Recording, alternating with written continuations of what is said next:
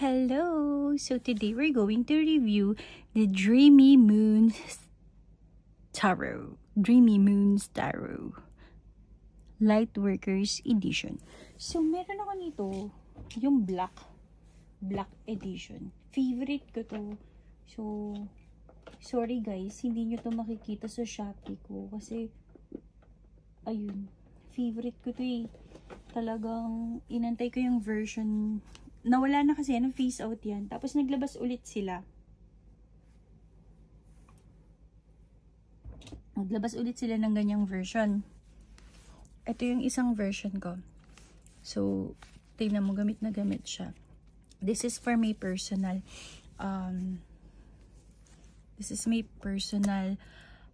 tarot. So, bumili ako ng isa pa na version. And this is mine. So, i-review natin siya. Favorite ko kasi to. At inantay ko talaga siya na magkaroon ulit. Okay? Dreamy Moons Tarot Lightworkers Edition. Ito siya. Let the magic begins.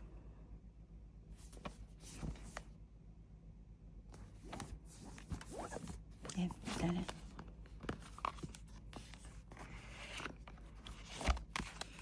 So, yan. May pa-letter siyang ganyan.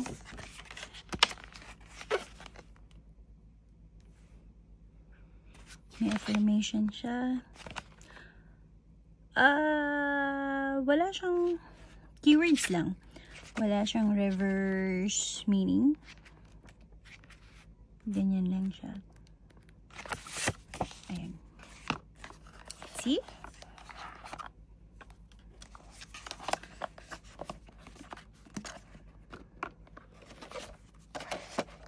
Tuwing aalis ako, ito lang talaga yung dala ko. Itong Dreamy Moons. Okay na ako. So, cards muna tayo. Ayan. Hindi siya tulad ng iba na regular lang. Mas makapal talaga siya. Ayan o. Dahil malaki yung kamay ko, sakto lang naman sa akin. Ayan. Ito yung black version. Diba? So, yan. Makapal siya. Ayan. Hindi ako fan ng gold gilded, but this one, okay lang. Kasi gustong-gusto ko talaga siya. Rider's weight. Ano siya? Inspired din. Ang dali niyang intindihin. So, if you're beginners, sobrang okay din siya. Actually, this is my, I think, 4th or 5th tarot. Pero ito yung pinaka-favorite ko talaga. Itong Dreamy Moons. Dito talaga ako nakaka-resonate. So, i-review lang natin siya kahit meron na akong na-review na black, yung black edition, yung ito nga. Para makita nyo lang din yung difference. Okay. So, ano ba yung tsura ng loob ng box? Hindi ko pala napakita. Wala naman siyang ganun. Oo, wala. Wala naman. Ang nakalagay lang dito is abundance is my birthright. I evolve and grow. I trust the divine plan and go with the life's flow. My heart is healed and open. I'm present in each moment. Ayun.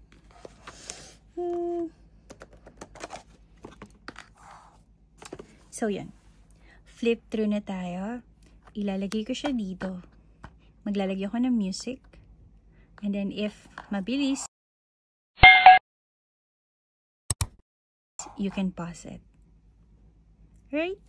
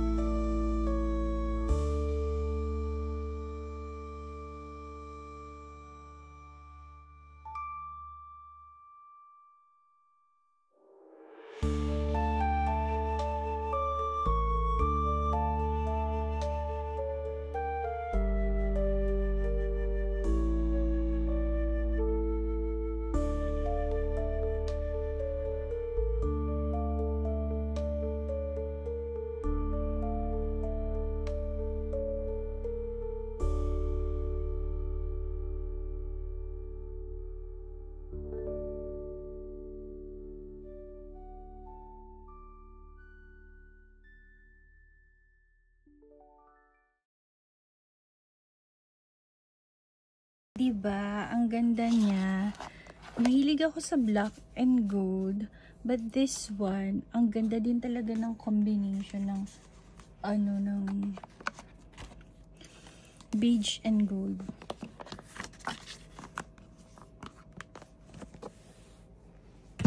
Ayun. So, kapag shuffle natin siya,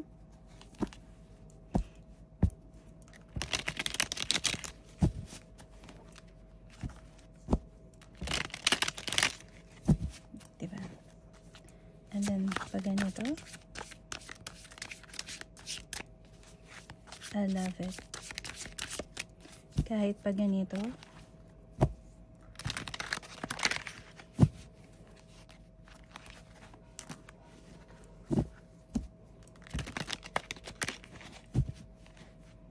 ang ganda.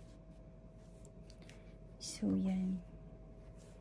And this is the other version. Medyo faded na, no? Yun lang yung pangit kapag gold gilded. Ito, mag-fade din yan eventually. So, yun lang yung hindi kagandahan kapag gold gilded. But, yeah. I love this one kasi. So, Dreamy Moons. Of course, 10 out of 10 to para sa akin. I love Dreamy Moons. Okay, if you have any tarot in mind, oracles, or Lenormand that you want me to review first, just let me know. Baka available na siya. If available na siya, let's review it first. If not, I'll try my best to find it and then let's review it first. Okay? See you in my next video. Bye!